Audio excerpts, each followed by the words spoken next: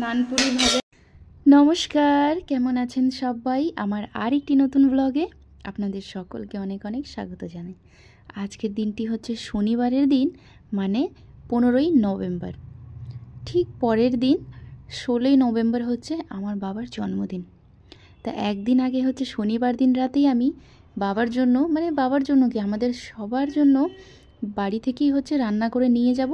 মানে স্টার্টার হচ্ছে আমি রান্না করছি, আর মেন কোর্সে যে খাওয়া দাওয়া সেটা হচ্ছে মা করবে। তো আমি ভাবলাম যে স্টার্টারের রান্নাটা আমি বাড়ি থেকেই করে নিয়ে যাব, যার প্রিপারেশন হচ্ছে আমি ঠিক একদিন আগে রাতে করে রেখেছি। তো আজকে যেহেতু শনিবার, রাত এখন প্রায় ওই 7:30টার মতন বাজে। তো এখন আমি হচ্ছে পানির সাটে বানাবো। তো পানির সাটের জন্য কিছু মশলা নিয়েছি। বাটিতে হচ্ছে আদা রসুন বাটা, মেয়োনিজ, টমেটো কেচাপ, এটা হচ্ছে কাসুরি মেথি, লবণ দিলাম, হলুদ দিলাম, অল্পখানিক তেল দিচ্ছি। এগুলো সমস্ত জিনিস দিয়ে ভালো করে প্রথমে মিক্স করে নেব। আর মশলার মধ্যে আমি দিয়েছি আদা বাটা আর রসুন বাটা, আর একটা ছোট্ট সাইজের হচ্ছে পেঁয়াজটাও বেটে দিয়েছি। এইবার হচ্ছে হালকা একটু ঝালের জন্য 1/2 চামচের মতন দিচ্ছি রেড চিলি পাউডার। সমস্ত মশলাগুলোকে খুব ভালোভাবে মিক্স করে নেব। আর ওই যে সবুজ সবুজ যে চাটনির মতন সস দেখেছেন, ওইটা হচ্ছে চাটনি, ধনিয়া পাতা জাস্ট কাঁচা লঙ্কা দিয়ে বেটে নিয়েছিলাম। তো ভাবলাম সেটাও দিয়ে দিই, টেস্টটা ভালো হয়। এইবার হচ্ছে কেটে রাখা পেঁয়াজগুলো খুব ভালোভাবে এইভাবে ছাড়িয়ে ছাড়িয়ে দিয়ে দেবো। মানে উপরের যে মোটা মোটা যে পাতাগুলো সেগুলো দেব, আর ভেতরে ছোট ছোট যে পেঁয়াজের অংশটা সেটা রেখে দেব, কারণ আরও অনেক মেনু হবে, তো যার জন্য সেটাতে আমার কাজে লেগে যাবে। এদিকে কেটে রেখেছি ক্যাপসিকাম, আর লালটা যে আছে ওটা কিন্তু ক্যাপসিকাম নয়, ওটা হচ্ছে টমেটো।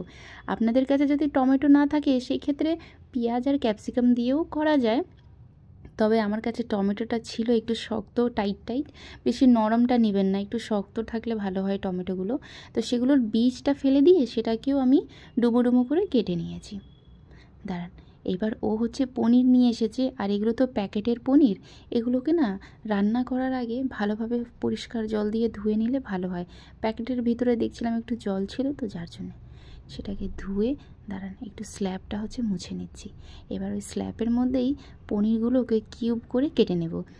প্রথমে ভাবছিলাম চিকেন সাটে করব, তো ও বললো যে চিকেনের আইটেম দুটো হয়ে যাচ্ছে, কারণ আমি হচ্ছে যেটি বানাবো সেটি হচ্ছে নানপুরি আর চিকেন চিল্লি, ঠিক আছে। তারপরে হচ্ছে চিকেন সাটে ভাবছিলাম, পরে আমি বললাম, ও বললো যে না, পনির সাটে করো, কারণ এক রকমের দুটো খেতে ভালো লাগে না।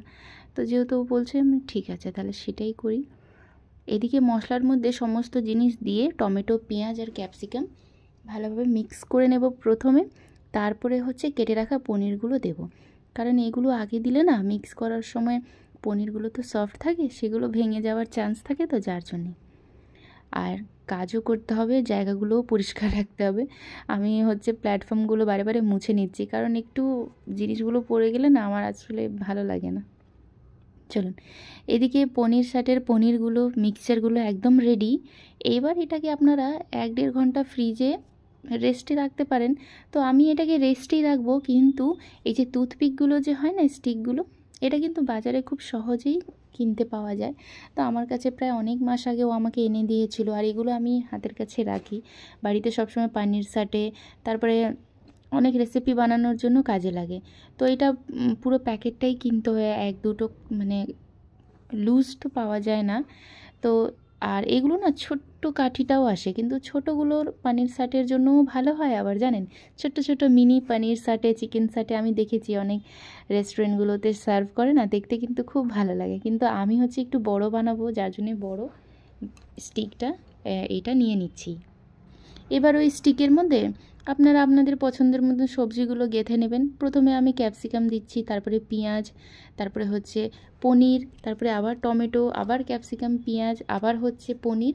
এগুলো দিয়ে ভালো করে গেঁথে এটাকে হচ্ছে একটা কন্টেনারের মধ্যে করে আমি ফ্রিজে রেখে দেবো, কারণ এইটা আমি কালকে ভাজবো। আর কালকে হচ্ছে রবিবার, সকাল সকাল একটি কাজে বেরোবো।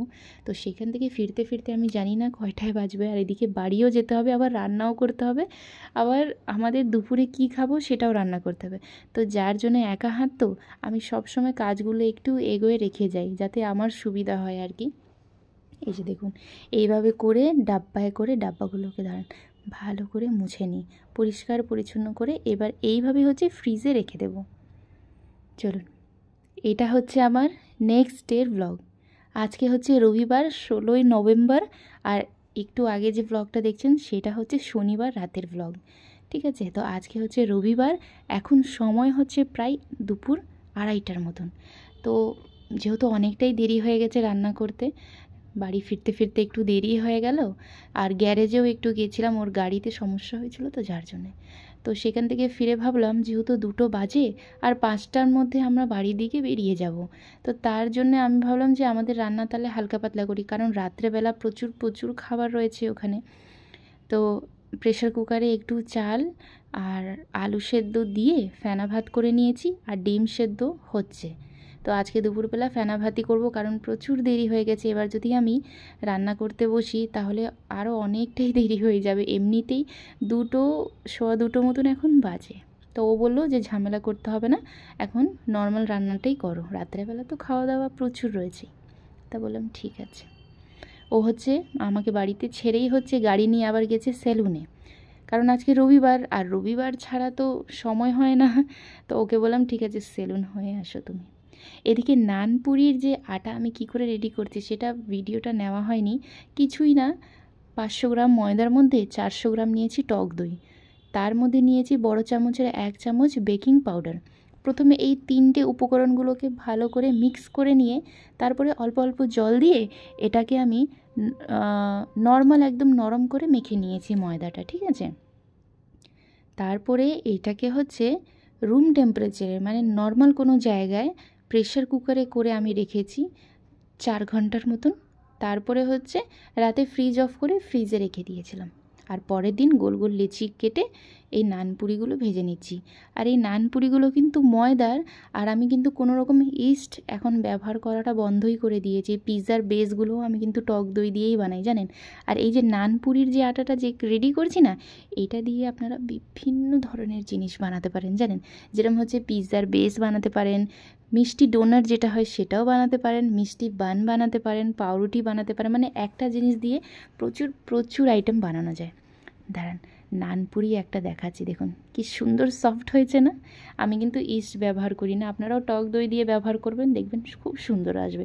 আর কিভাবে মেজারমেন্ট হয় সেটাও বলে দিয়েছি। 500 গ্রামে হচ্ছে ময়দায় 500 গ্রাম টক দই নিলে হয়, তবে আমি 400 গ্রাম টক দই ব্যবহার করেছি। আর অবশ্যই টক দইয়ের ব্যবহারটাই করবেন, মিষ্টি দই হবে না। এদিকে নানপুরিগুলো ভাজা হয়ে গেছে, এবার পানির সাথে তাকে কি করব, হালকা একটু কর্নফ্লাওয়ারের মধ্যে ডিপ করে, আর একদম পাতলা কোট করেছি, বেশি মোটা করে কোট করব না।